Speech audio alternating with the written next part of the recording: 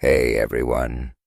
Hope you are doing great and enjoying our content. If you are new here, make sure to subscribe and hit the like button if you haven't already.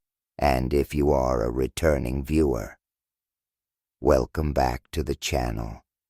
Your support means a lot to us and helps us keep creating these stories for you today. We have a story about betrayal, revenge, and starting over. Let's dive right in. Life in the city had always been a whirlwind, a comforting chaos. John thought he had it all, a fast-paced job in finance, a brownstone in Brooklyn, and most importantly, a wife. He adored Sarah, was his everything smart, driven, and breathtaking. She was climbing the corporate ladder in a top advertising firm 6 years. They had built a life that felt almost too perfect. Maybe it was. The first cracks appeared subtly months ago.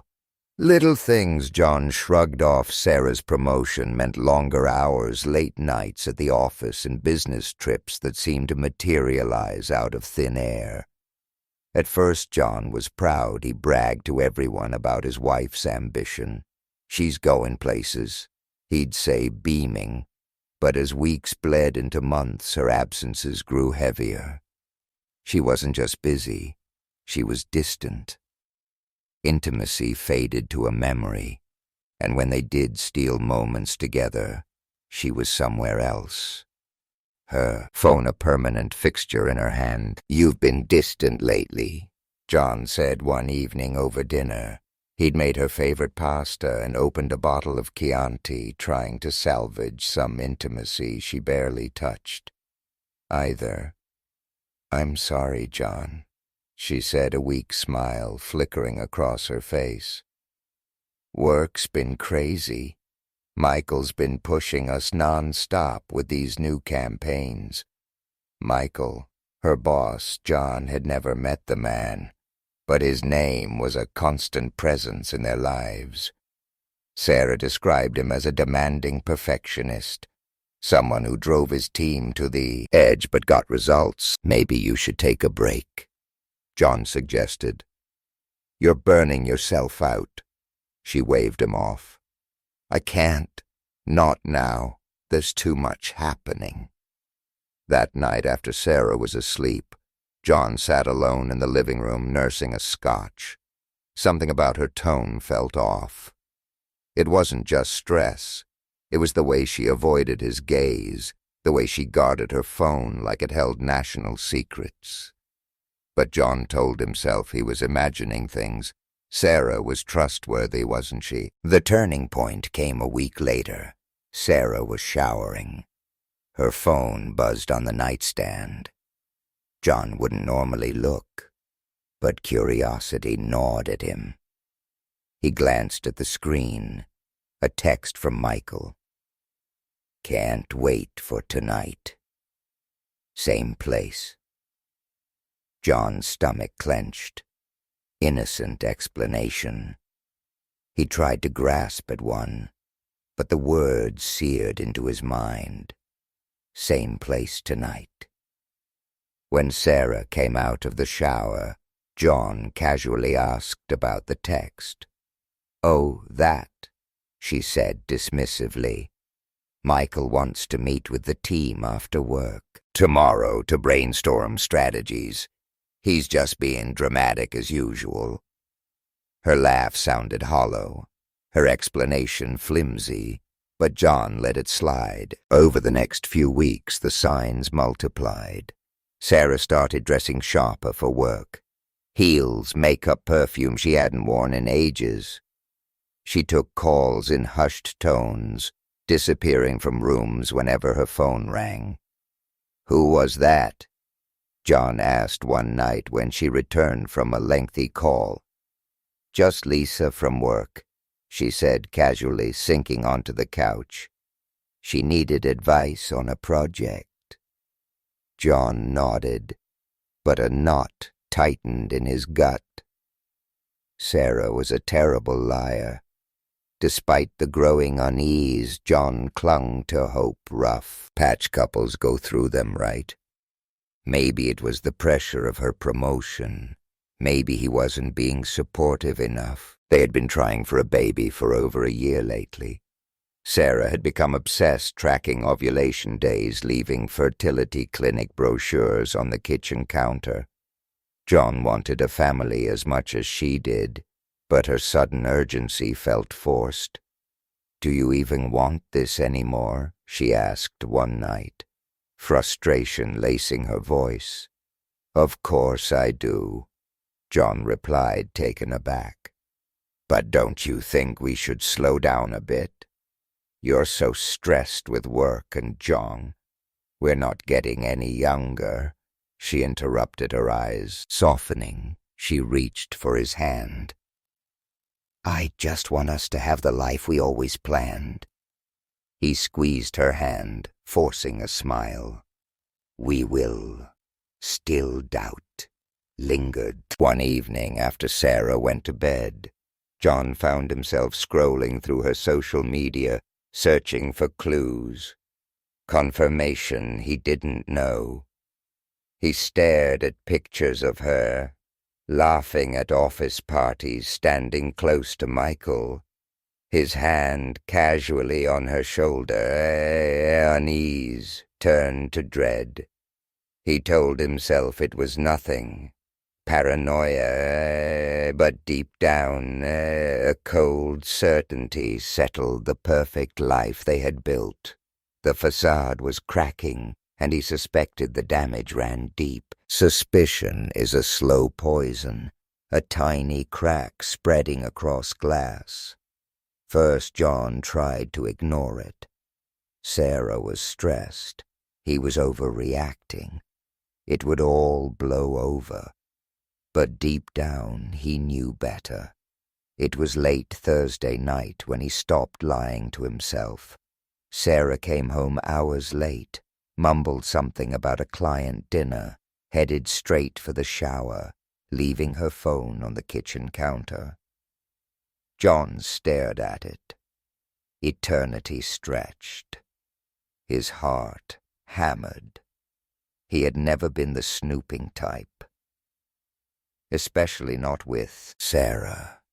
But the gnawing in his gut was relentless. He grabbed the phone, her passcode, their anniversary. Easy guess.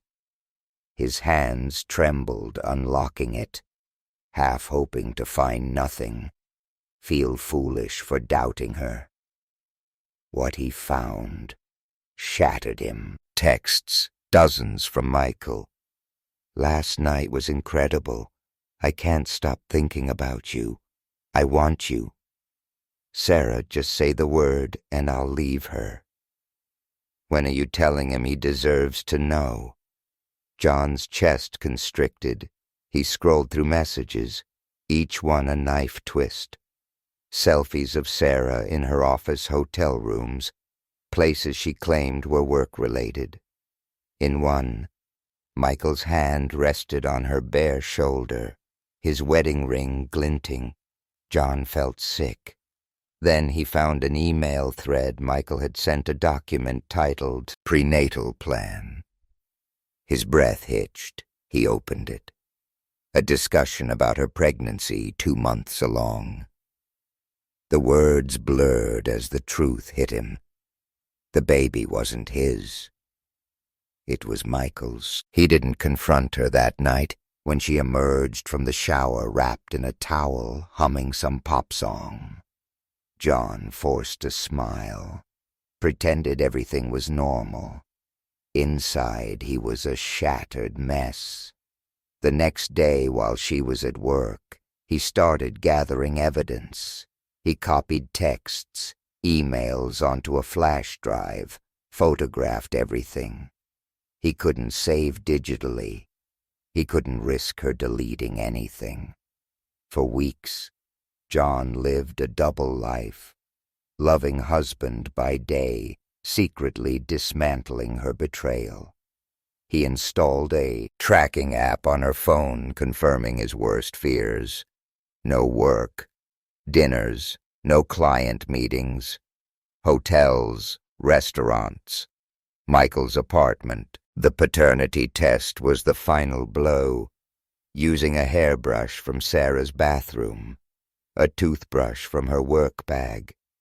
John sent samples to a private lab, told them he needed to determine paternity. A few days later, results arrived. Negative. Not the father. The truth hit like a freight train. His wife, the woman he had loved, trusted for years, had been lying to his face. Not just unfaithful, but planning to pass another man's child as his. John's mind reeled. He couldn't sleep, couldn't eat. Every time he looked at Sarah, rage and despair warred within him. Same woman he had fallen for now. A stranger, a manipulator, a betrayer. How could she sleep so peacefully while his world crumbled? He considered confronting her, shaking her awake, demanding answers. But what would it solve? Tears, apologies, more lies.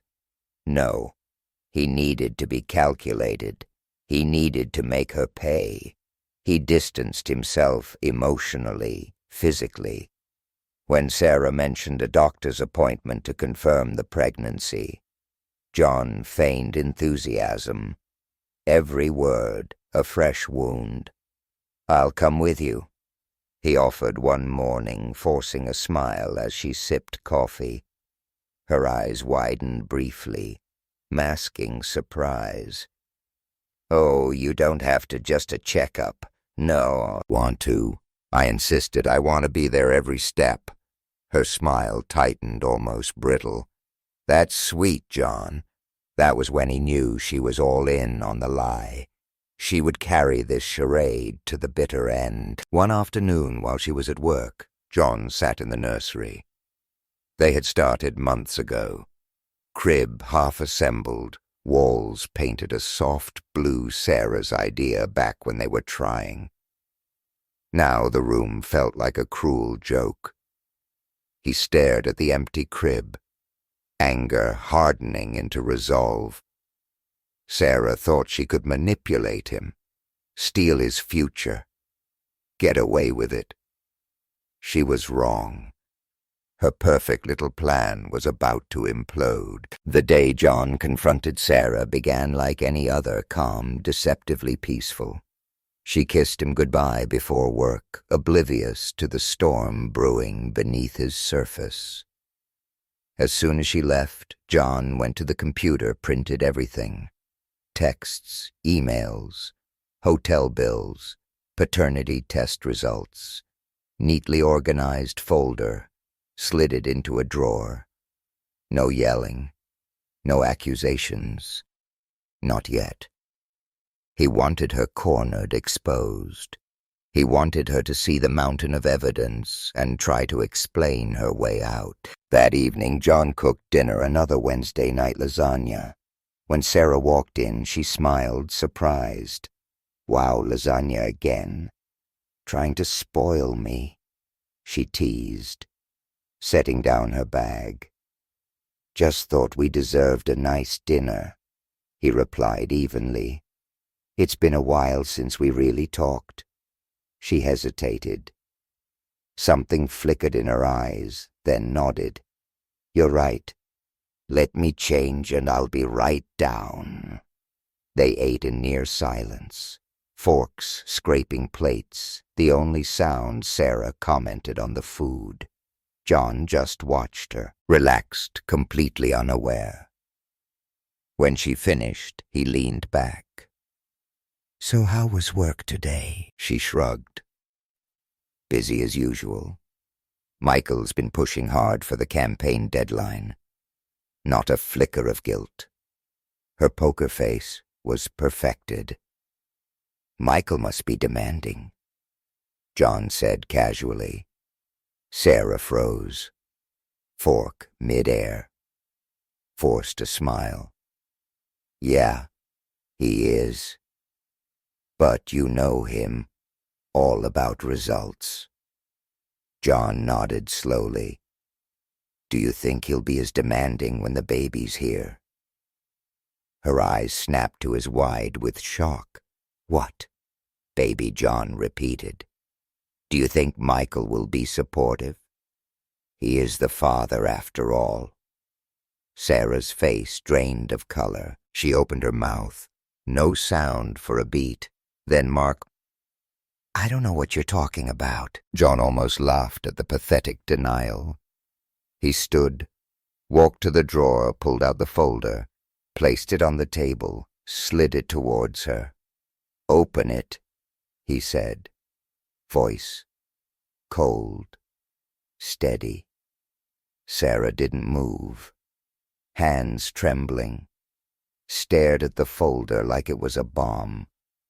Slowly she reached for it, flipped it open. Color vanished as she sifted through the evidence, texts, emails, photos, paternity test results.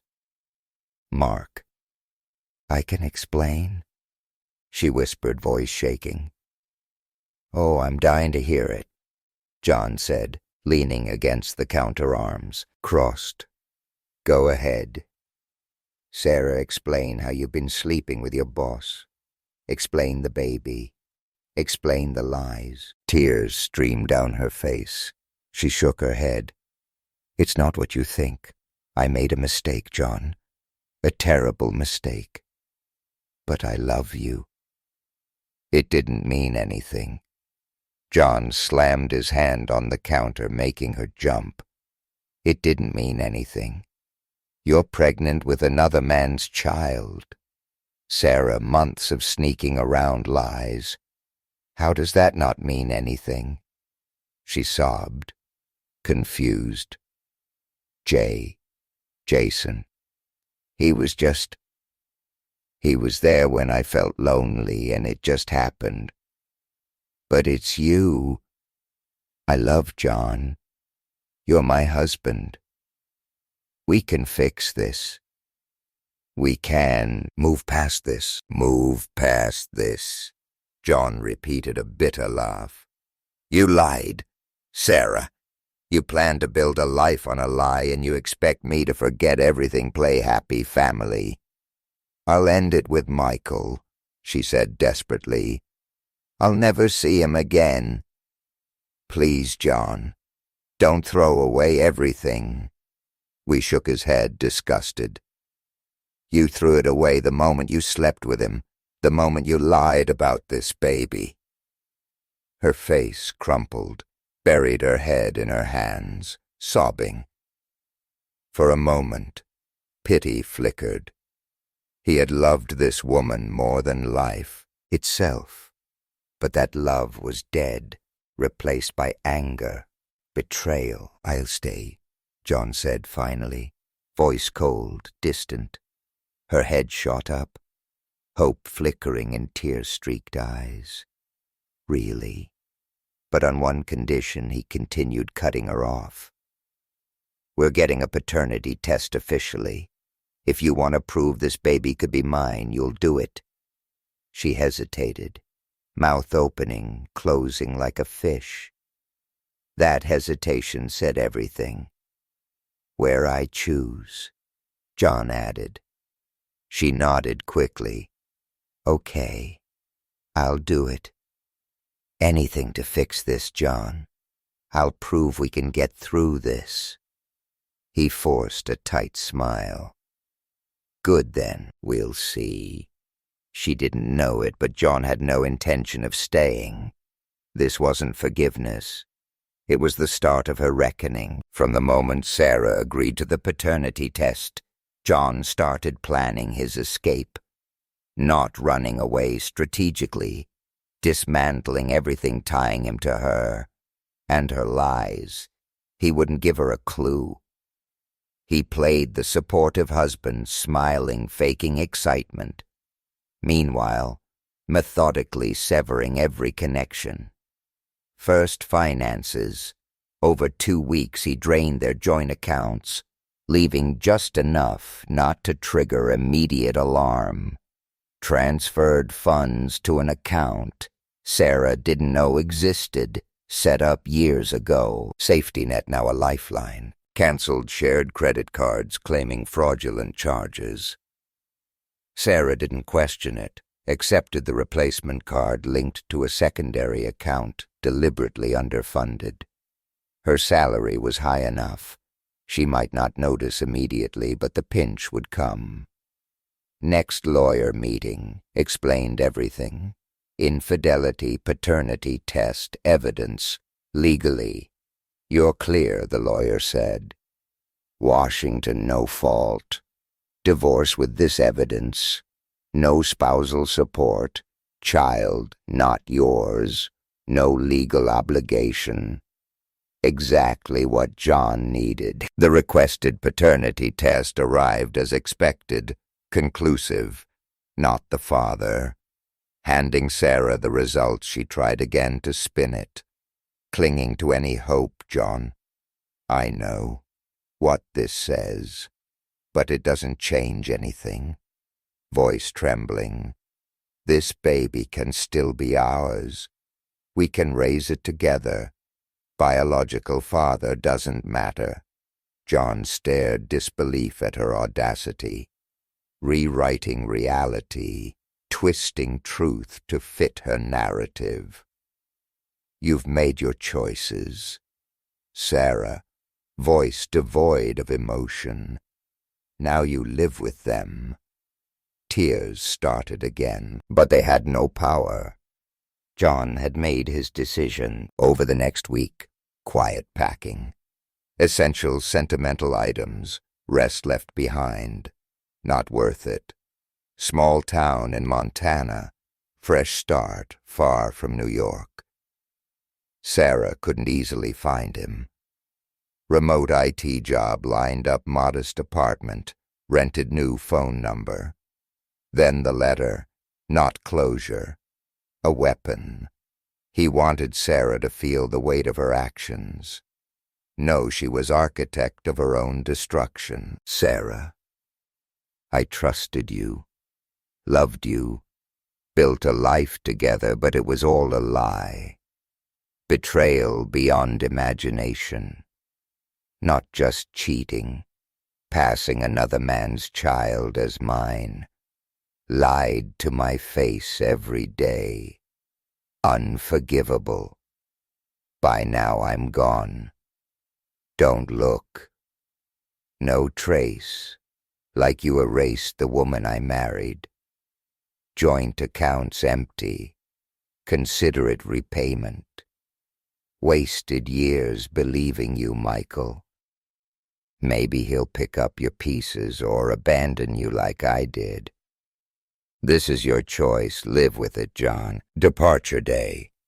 Sarah thought marriage counseling.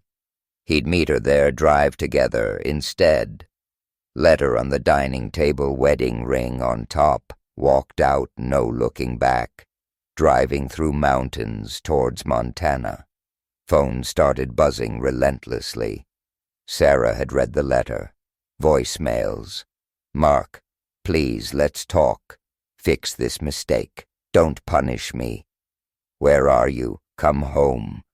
Pathetic pleas, no satisfaction. Only grim justice. New home blocked her number. Sarah no longer existed. Sarah's life unraveled faster than even John imagined. Aftermath hit hard, unprepared for the consequences. Bank accounts drained credit cards. Useless mortgage, bounced utilities, cut off savings, gone cruel. Reality alone. Michael will help, she probably thought. But Michael was no savior, playing his own game. Promises to leave his wife as empty as Sarah's lies. Realizing John had evidence of fair pregnancy. Michael shifted attitude. Mutual friend told John. Sarah confronted Michael, begging for help, expecting financial support, a place to stay. Instead, Michael cut ties, blocked her number, avoided her at work, ignored the baby. Affair, just a fling for Michael. For Sarah, a new life. Gamble failed. Humiliation extended beyond personal life. Office whispers. Affair became public knowledge. Michael distancing himself. Reputation. Plummeted home wrecker. Worse. Passed over for promotions. Excluded from meetings. Eventually fired. Restructuring cover for Michael. Erasing connection. Sarah casualty of his ambition. Tried to lean on friends. John had shared his side. Trusted people spread the word. Cheated on John. Another man's baby kind of person. Friends who admired her ambition now wanted nothing to do with her. Baby arrived. Sarah's world shrunk. Small apartment. Less desirable part of town scraping by. Michael refused to acknowledge child. No paternity proof, no legal recourse, couldn't afford lawyer. Even if she could, Michael would fight. Named baby, Emily. Old friends still kept tabs. Morbid curiosity, Emily. Innocent reminder of Sarah's betrayal. Single motherhood. Low-paying freelance jobs, once driven career woman, now struggling diapers formula. Month after Emily born, Sarah tried to contact John. Handwritten letter to his parents' house. Only address left John. I know you hate me, I deserve it, begging. Please call, I need to talk. Mistakes, but don't want to lose you forever. Emily would love to meet you. Always good with kids. Amazing. Father, don't shut us out. I love you, Sarah. Mom showed John the letter. Discussed love. She didn't know the word. Told Mom, throw it away. Bits of information filtered through mutual friends. Barely getting by. Disheveled, exhausted.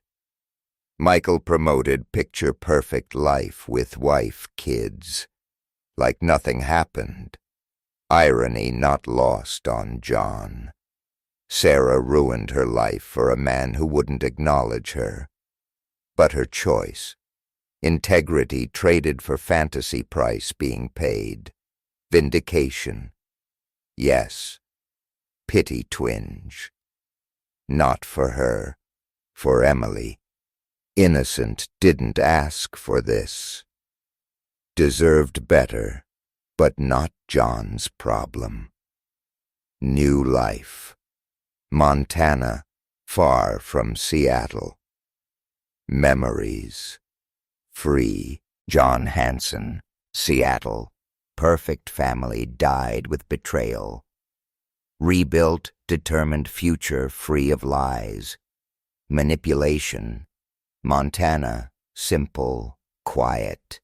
Exactly what he needed. Small, unassuming town. Nobody knew his name, past remote. IT consultant days, hiking trails, reading evenings. Modest apartment, not glamorous, but his. Months after leaving Sarah, memories haunted him. Texts, middle of night. Sarah sobbing, anger choked him. Forced focus on present. Therapy helped unpacked baggage, trust issues, vulnerability, fear, guilt. Therapist reminded him. None of it his fault. slowly began to believe it. Pain dulled memories, less sharp. Anger faded. Cautious optimism. Local bookstore new beginning. Hannah kindergarten teacher. Soft laugh, quick wit. Reached for same book mystery novel. Chatted for an hour. Hannah, not like Sarah. No Polish ambition. Openness, warmth, felt safe. Years. Over time, closer. Told her about Sarah. Betrayal. Scars. Instead of judging, listened. You didn't deserve that, she said softly. One evening overlooking mountains. I know, he replied, and for the first time truly meant it, for, despite cutting ties, Sarah found a way back. Mutual acquaintance message Kate's been asking wants to talk. Ignored it. Week later, friend, forwarded email from Sarah. John. I know last person you want to hear from. Don't blame you, but need to say this. Even if no response. I'm sorry for everything lying. Breaking. Trust. Trapping you situation. You didn't deserve good husband. Better than I deserved. Threw it all away. Not a day goes by. Regret what I did. Emily, amazing only good thing from this single mom. Hard. Michael out of picture. Don't expect forgiveness. Hope you found peace. Happiness you deserve. Kate, read email twice. Words sinking in. Not apology that mattered. Couldn't undo damage. Erase lies. Final chapter book. He had tried to close. No response. Pointless. Life, no longer tied to hers, wanted it that way. Year after Hannah proposed. No grand gesture, quiet moment, comfort, trust. She said yes, eyes bright, for the first time, truly move forward. Sarah's betrayal, hard lessons. Trust love, resilience. Broken him, rebuilt stronger. Recognized what he deserved. Mountaintop with Hannah, Montana. Air lungs. No anger, no bitterness. Free.